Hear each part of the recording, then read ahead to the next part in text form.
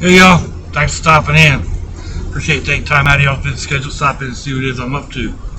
It is Wednesday, September 15th, 2021.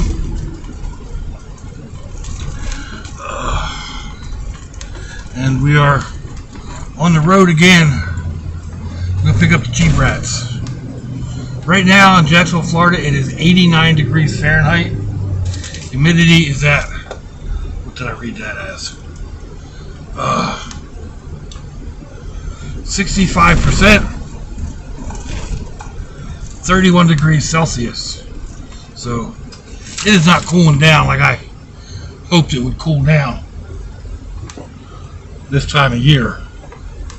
I just talked to my dad though, and he said it's warm up where he is in New Jersey. It's still in the 80s up there. So I guess we're not the only ones having strange weather.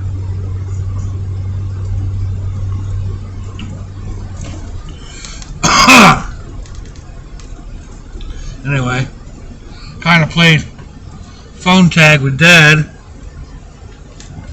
Called him last night and didn't get an answer. He called me middle of the night. Well, middle of my night. Middle of the morning for most people. Dude, that's a big truck. I mean, he fills the road line to line. I wonder he's driving so slow.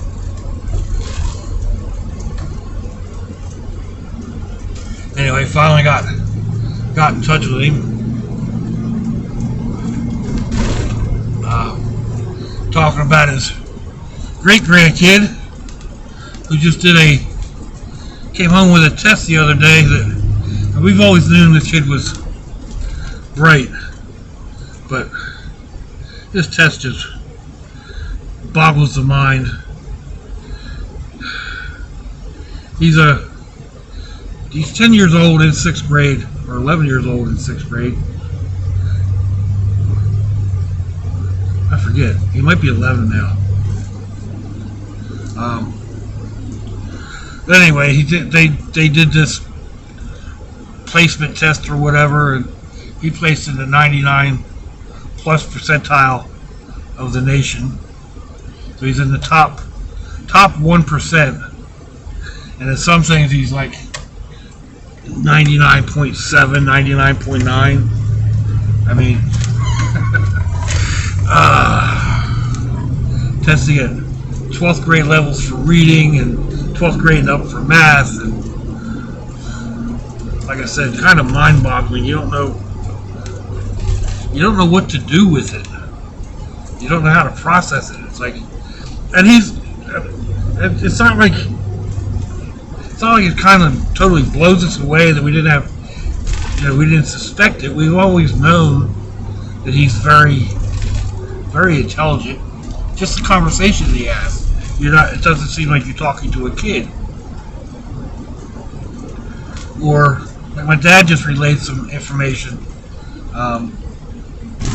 We had gone on a family trip, and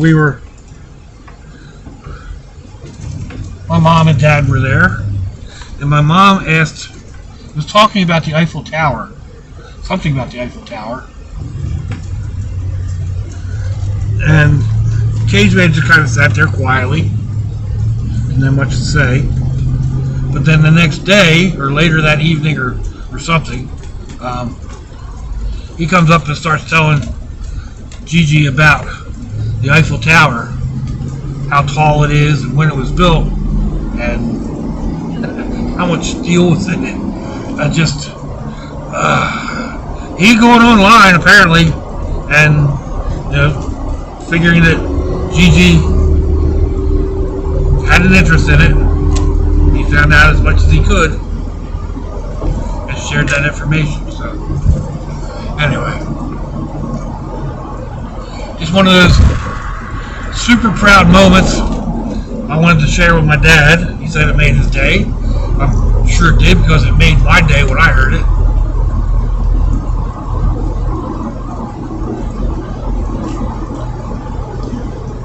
But it also makes you wonder, like, where did it come from? You know, I mean, I was good academically. I had no problem making good grades. His mom and dad are both very good scholastically. Mom's got a couple of college degrees. You know, dad's got a couple of, not degrees, but he's got a lot of stuff that he's had to study and tests he's had to pass for his work. And, you know, we're not Doogie Howser type.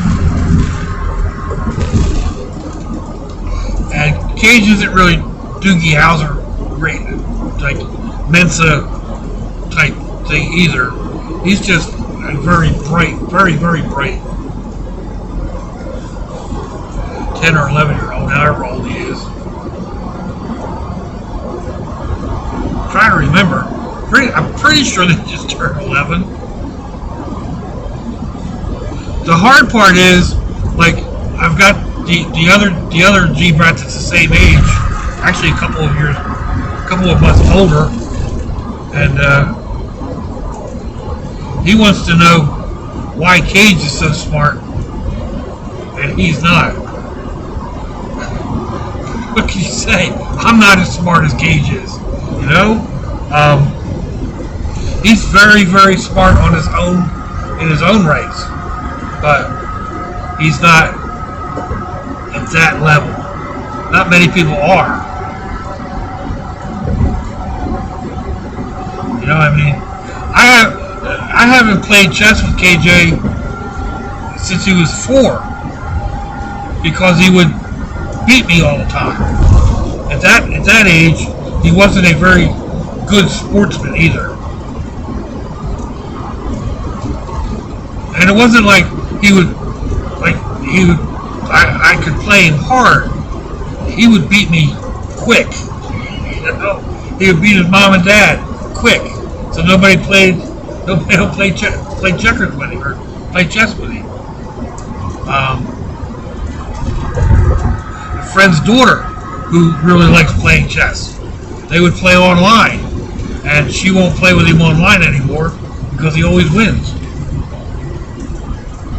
So,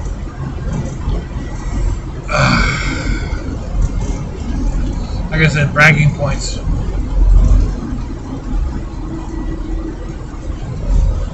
Trying to figure out when it's going to be best to bring my dad down here for a little bit. He does not like the Florida heat. I can't blame him. I don't like the Florida heat all that much either. Although I'm a little bit more adapted to it. But, like, you know, do we plan on him coming down in October? The weather's been so screwy, it should already be down into the low 80s, not the upper 80s, consistently. I think in the mornings are still, I mean, it's like, well, mornings for most people. It's in the mid 70s, so not bad.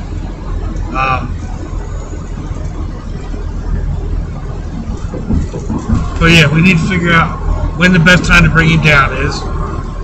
And he's had his shots, which sounds so strange. It's like I'm talking about my dog.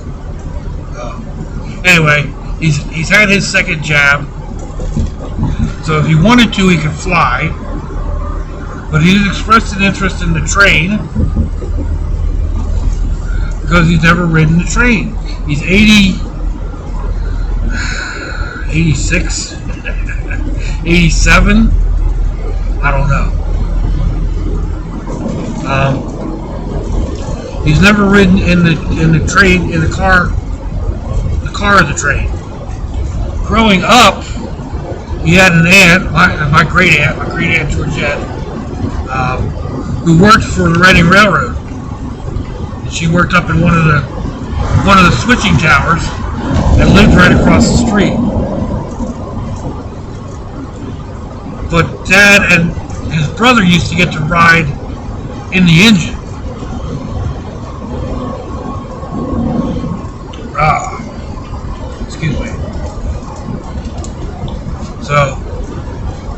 he's done that, and of course that was, I tease him all the time, was that coal or wood fired.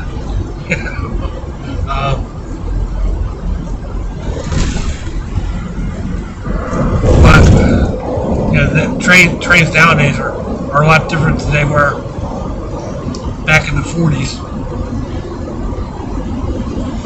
I guess it was the early 40s. Dad was born in mid 30s, 33 or 34, 35.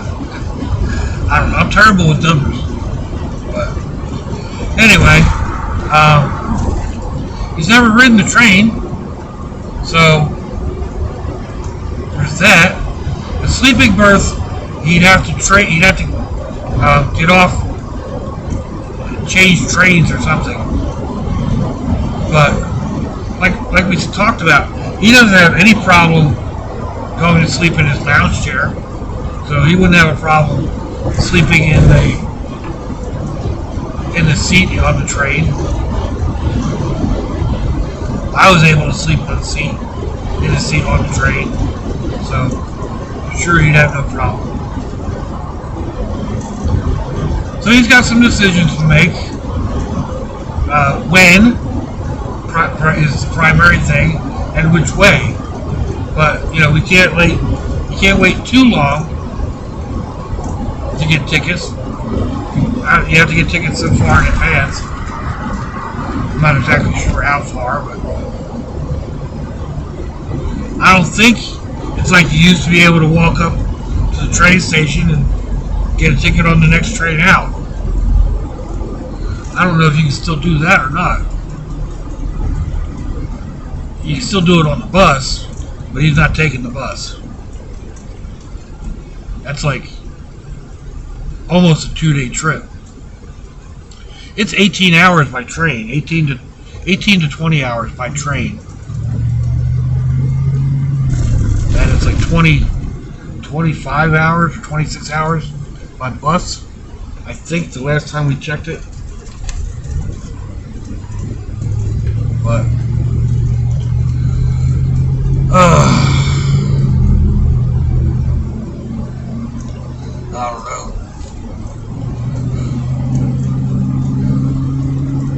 There's times I feel I want to get a train ride and head up north for a couple days or whatever. And now finances are against that, and I have. Oh man, that gas went back up. Good thing I fueled up yesterday. Didn't rely on that station being at that price. Anyway, what was I talking about? Yeah, I'd like to get on the train, do another train ride. I've thought about just getting a round trip to Miami and back, and do just that. Ride the train down to Miami, and then ride it back home.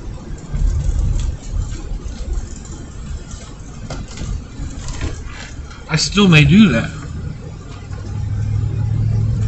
It's not, it's on my bucket list anyway. It's not something that I have to do today. I don't have any real plans or anything to that effect. So, the UPS is parked in my spot. It's alright, I got another spot. So, anyway, that's the end of the ride, folks. Thanks for going along. Thanks for listening to me babble. Let me know what you think. Give me a thumbs down or a thumbs up. Leave me a comment wherever it is y'all leave comments on your internet access device of choice. If you'd like to share me around your social media, that'd be fandoculous. And if your loved ones are nearby, give them a kiss and a hug. If they're not, give them a call. Hit them up on Facebook. Let them know you think about them. Let them know you love them. We ain't promised tomorrow, people. We ain't promised our next breath. So I see y'all again. I hope you have a fandoculous day. Sláinte, y'all.